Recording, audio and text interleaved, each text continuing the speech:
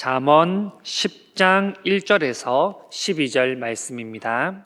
솔로몬의 잠언이라. 지혜로운 아들은 아비를 기쁘게 하거니와 미련한 아들은 어미의 근심이니라.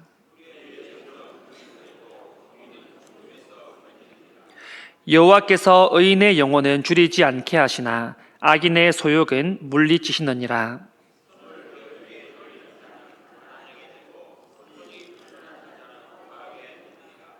여름에 거두는 자는 지혜로운 아들이나 추수 때에 자는 자는 부끄러움을 끼치는 아들이니라.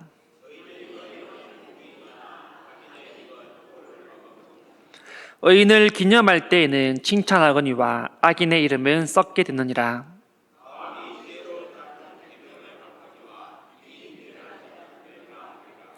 바른 길로 행하는 자는 걸음이 평안하려니와 굽은 길로 행하는 자는 드러나리라.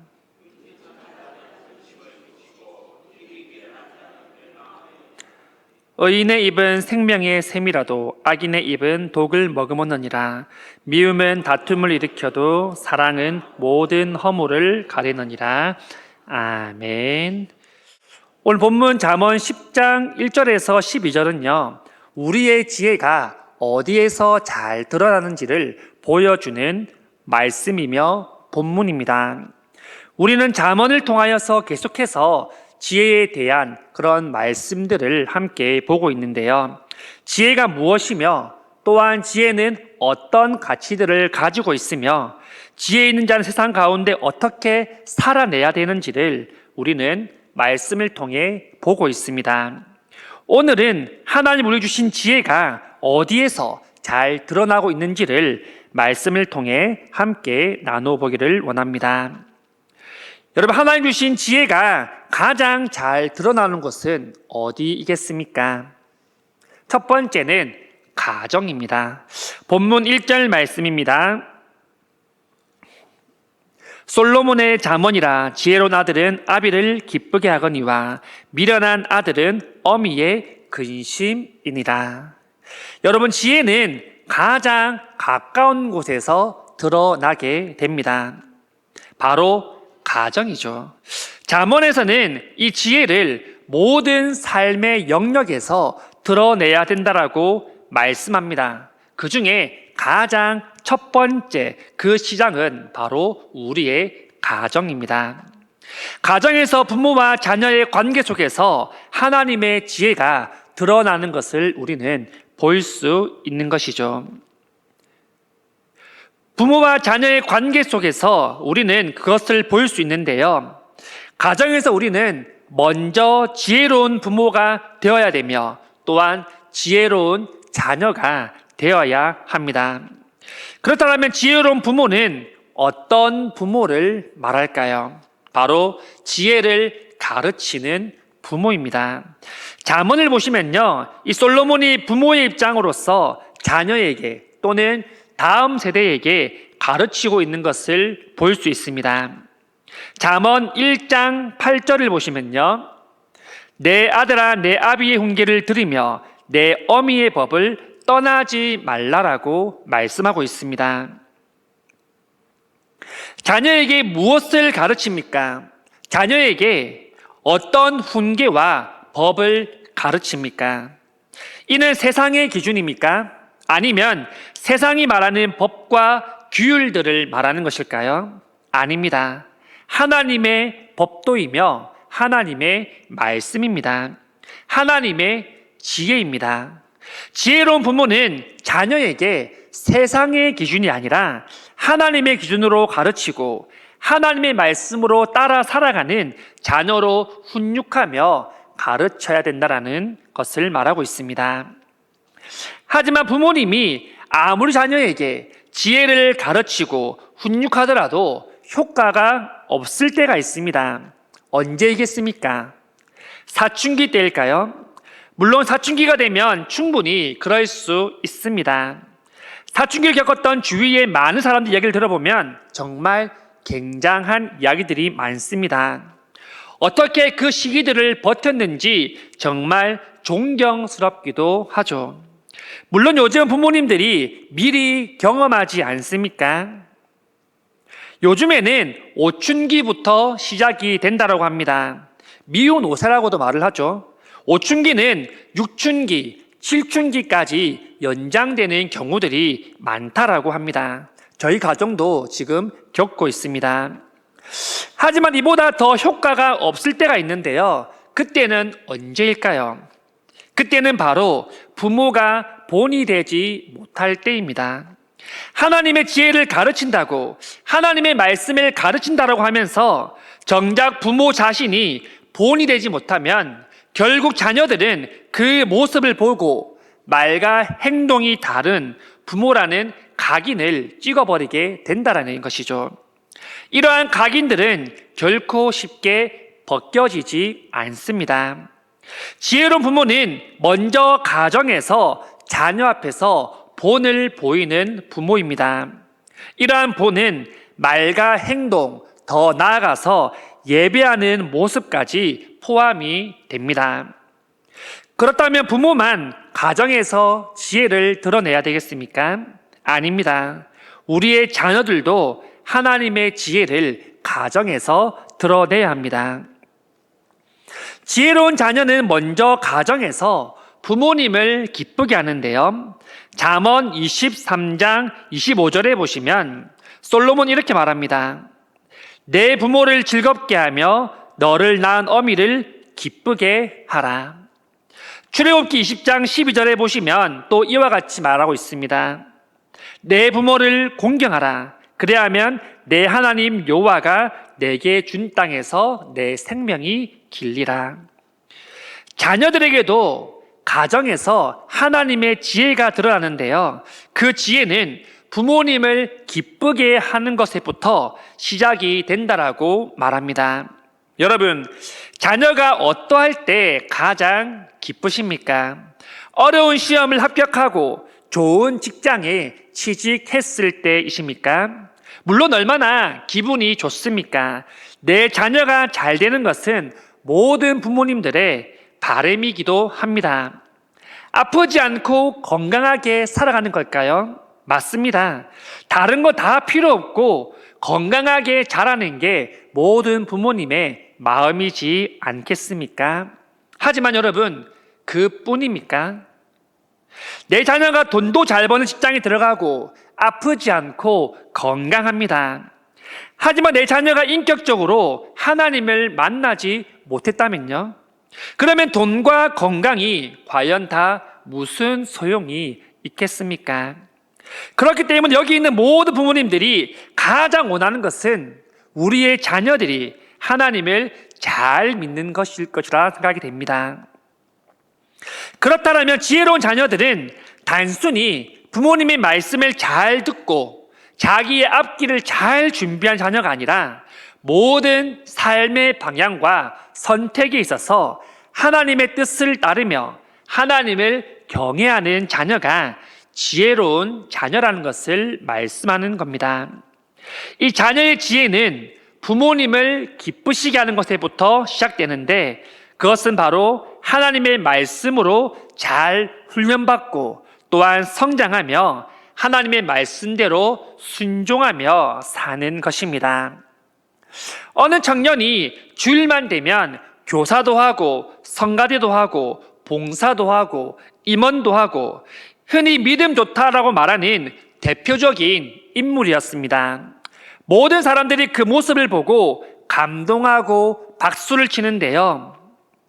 단 한 사람만 그 모습을 보고 눈물을 흘렸다라고 말합니다. 바로 그 청년의 어머니였습니다. 어머니는 그 아들의 모습을 보고 눈물을 흘립니다.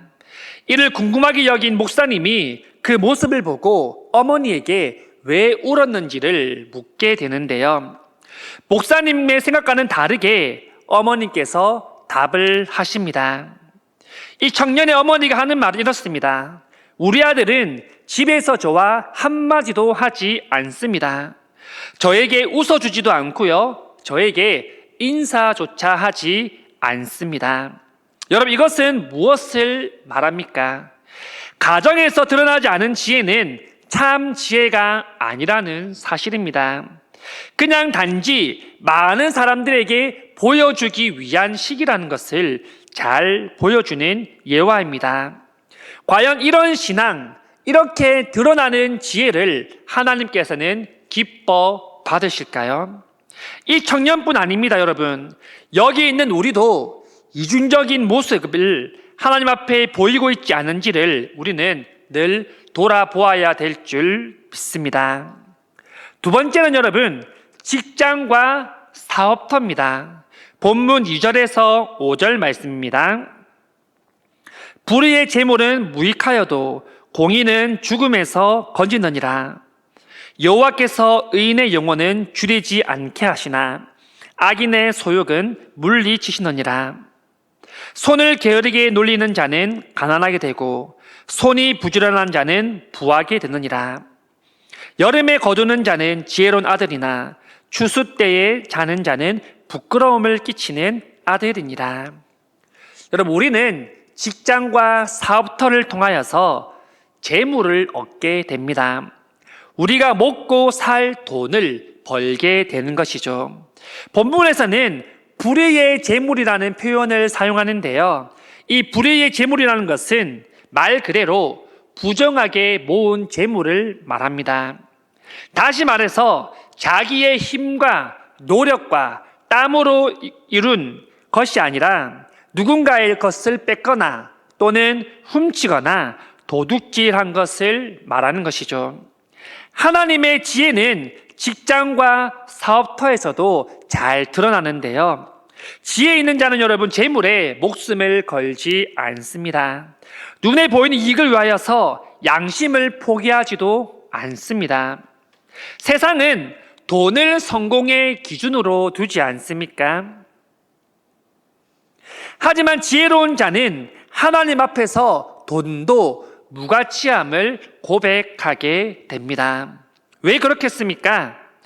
돈을 성공의 기준으로 두는 사람은 돈이 자신의 공급처가 되기 때문에 돈을 신뢰할 수밖에 없습니다. 하지만 하나님 앞에서 돈도 무가치함을 고백하는 사람들은 하나님이 공급처 되심을 믿기 때문인 줄 믿습니다. 여러분, 우리는 개미와 백장 이야기를 너무나도 잘 알고 있지 않으십니까? 개미는 여름이 되자 부지런하게 움직이면서 일하기 시작합니다.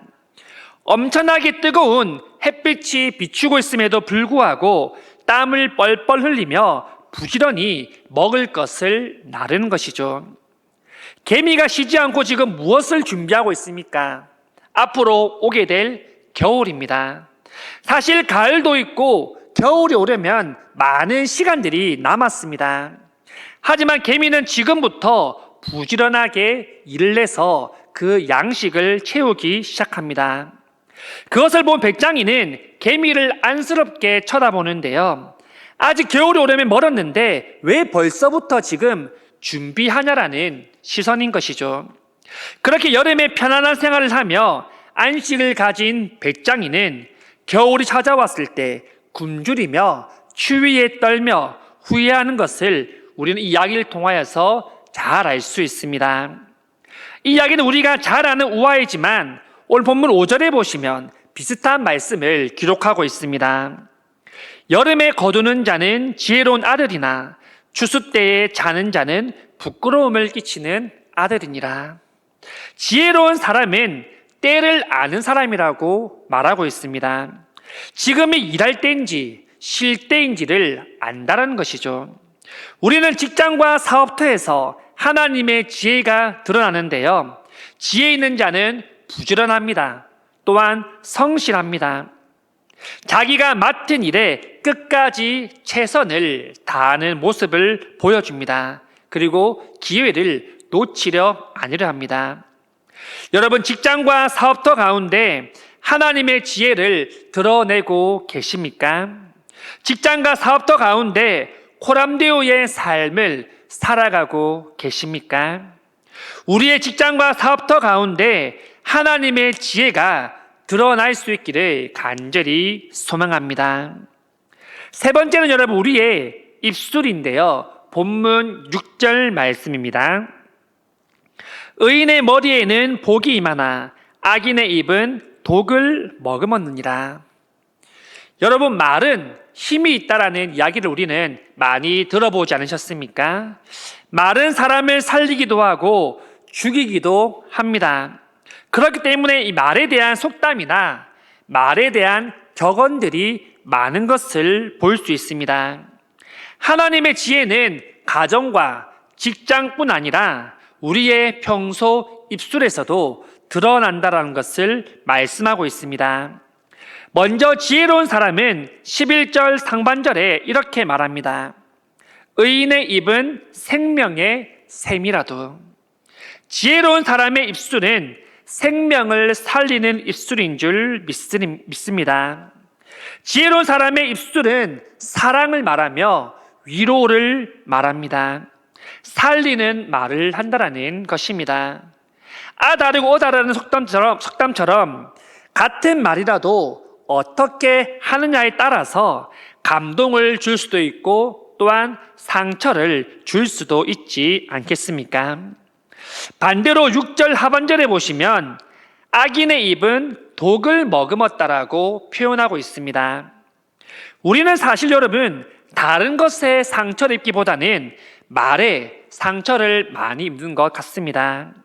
이 말이 뭐가 대수냐라고 말을 하지만 말은 보이지 않는 칼날을 가지고 있는 것 같습니다. 그렇기 때문에 베이면 너무나도 아프고 쉽게 아물지 않습니다. 본문에서 지혜롭지 못한 자, 이 악인들의 입은 독을 머금었다라는 표현을 사용하는데요. 독은 폭행을 가하다라는 이 하마스에서 유래하여서 폭력 또는 난폭이라는 의미를 가지고 있습니다. 본문에서는 이 독을 입에 머금고 있다라고 분명히 말합니다. 여러분, 우리가 물을 입에 머금고 있으면 다른 사람이 보기에 입안에 그 물이 보이지 않습니다. 또한 우리가 무엇을 입에 머금고 있는지를 다른 사람은 정확하게 알 수 없습니다. 즉, 머금고 있다는 것은 감추어져 있다라는 말과 같습니다. 보이지 않습니다. 그렇듯 악인들은 입에 독을 감추고 있다라는 것입니다. 그 독은 상대방에게 폭력이 되고 또는 깊은 상처가 됩니다. 여러분, 우리는 입에 독을 감추고 살아가고 있지는 않으십니까? 그 독으로 인하여서 누군가가 상처를 받고 있지는 않습니까? 우리의 입술을 통하여서 하나님의 지혜가 드러난다라는 사실을 우리는 꼭 기억할 수 있기를 바랍니다. 한 친구의 언행으로 상처를 받은 학생이 있었습니다.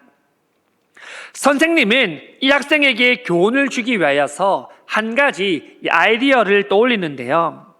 선생님은 수업 시간에 학생들에게 하얀 종이 한 장을 나누어 주었습니다. 그리고 학생들에게 말하기를 그 종이를 마음껏 구기며 찢으라고 말합니다. 아이들은 선생님의 의도를 알지 못한 채 선생님이 시킨 대로 종이를 구기기도 하고 찢기도 합니다. 그러자 선생님이 이번에는 그 종이를 다시 원래대로 만들어 놓으라고 말합니다. 아이들은 의아해했습니다. 이미 구겨지고 찢겨진 종이는 다시 새 것이 될 수 없기 때문이었죠. 그때 선생님이 이렇게 말합니다. 이 종이는 여러분의 말과 같습니다. 말을 한번 내뱉으면 그것을 다시 담을 수 없고 누군가에게는 찢겨지고 구겨진 종이처럼 큰 상처가 됩니다. 그리고 그 상처는 회복되기 힘듭니다. 그러니 말하기 전에 한 번 더 생각하세요. 여러분, 그렇습니다. 말은 생명의 말이 될 수도 있고 머금고 있는 독이 될 수도 있습니다. 지혜로운 자의 말은 무게가 있어야 됩니다. 지혜로운 사람은 세우는 말을 해야 됩니다. 또한 우리의 입술은 온전히 하나님의 도구로만 사용되어져야 될 줄 믿습니다. 본문 12절 말씀입니다. 미움은 다툼을 일으켜도 사랑은 모든 허물을 가리느니라. 본문 12절은 오늘 1절에서 11절의 모든 내용을 하나로 묶는 결론입니다. 여러분, 미움이 있는 곳에는 반드시 다툼이 생기기 마련입니다. 하나님의 지혜를 드러내지 못하는 그 자리에는 반드시 갈등과 어려움이 나타나게 됩니다. 하지만 12절에서는 사랑에 대해서 말하고 있는데요. 그 사랑은 모든 허물을 가리운다라고 말합니다. 여기서 가리운다라는 것은 그냥 단순히 덮거나 감춘다라는 것을 의미하지는 않습니다. 죄가 있는데 그 죄가 보이지 않게 잠시 가린다는 그런 의미도 아닙니다. 이는 하나님의 사랑으로 모든 죄들을 용서하셨다라는 말씀입니다. 그렇기 때문에 더 이상 정죄하지 않겠다라는 것을 말합니다. 말씀 읽겠습니다. 여러분, 우리에게 주신 하나님의 지혜는 모든 영역 가운데 나타나게 되어 있습니다. 오늘은 대표적으로 우리의 가정과 직장, 그리고 우리의 입술에 나타나는 하나님의 지혜를 함께 나누었습니다. 여러분, 당신의 지혜는 어디에서 지금 드러나고 계십니까? 우리는 이 질문을 우리 마음 가운데 품을 수 있기를 원합니다. 야고보서 1장 5절은 이렇게 말씀합니다. 너희 중에 누구든지 지혜가 부족하거든 모든 사람에게 후히 주시고 꾸짖지 아니하시는 하나님께 구하라. 그리하면 주시리라. 여러분, 지혜는 구하는 자만이 받을 수 있는 하나님의 선물인 줄 믿습니다. 우리 하나님께서는 신분에 상관없이, 성별에 상관없이, 환경에 상관없이 누구든지 지혜가 부족할 때 하나님 앞에 나와서 그 지혜를 구하면 지혜를 주시겠다라고 우리에게 말씀하십니다.